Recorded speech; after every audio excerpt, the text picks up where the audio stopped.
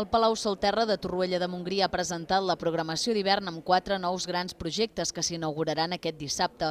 Entre els màxims reclams hi trobem la mostra individual dedicada a Eugeni Forcano, un dels fotògrafs més rellevants de la Barcelona dels 60 i 70, al qual se li dediquen 3 sèries.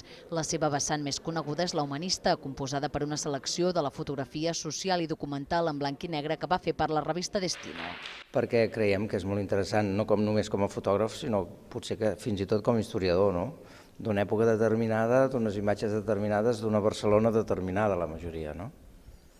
I que moltes vegades aquesta Barcelona que diem antiga, dels anys 60, ja en diem antic, als anys 60, imagina't, doncs a vegades s'assemblen amb la Barcelona d'ara, que seria amb colors, però la imatge o el motiu seria el mateix.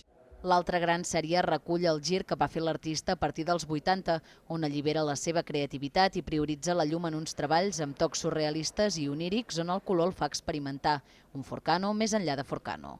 Ens ha quedat una mica fora la part del Forcano fotògraf de moda, que això mereixeria una exposició a part, però aquí el que hem volgut mostrar és el Forcano experimental, quan Forcano es deixa anar, quan Forcano no ha de treballar per a ningú, només treballa per a ell i es posa a experimentar amb les inquietuds que li provoca la fotografia.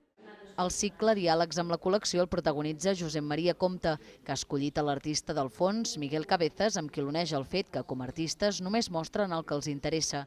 És una exposició d'art objectual a partir del qual es construeixen relats. He prescindit dels materials convencionals amb què treballen els artistes, tècniques com aquarel·la, pintura a l'oli, formats escultòrics amb fusta, amb marbre.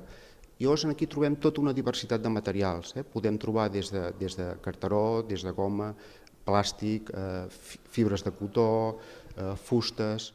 La nova programació del Palau Solterra acull 2 projectes més. L'un és la mostra Mirada i gest, 35 articles de Jordi Balbé i Daniel Giral Miracle, que es va inaugurar el mes de juny i es prorroga, i l'altra la proposta d'arquitectura geomètrica i humanitat orgànica de la fotògrafa del fons Anna Roig.